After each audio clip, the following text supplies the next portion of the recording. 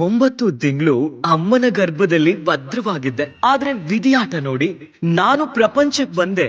ನಮ್ಮಮ್ಮನೇ ಪ್ರಪಂಚ ಬಿಟ್ಟು ಹೋದ್ಲು. ಬಳ್ಳಾರಿ ಜಿಲ್ಲಾಸ್ಪತ್ರೆಯ ನಿರ್ಲಕ್ಷ್ಯ. ಅಮ್ಮನ ಮಡಿಲಲ್ಲಿ ಆಡ್ಬೇಕಾಗಿದ್ದ ನನ್ನ ತಬ್ಬಲಿ ಮಾಡಿದೆ. ನನ್ನಮ್ಮನ ಸಾವಿಗೆ ನ್ಯಾಯ ಸಿಗಬೇಕು. ಸಿಗುತ್ತೆ ಅಲ್ವಾ?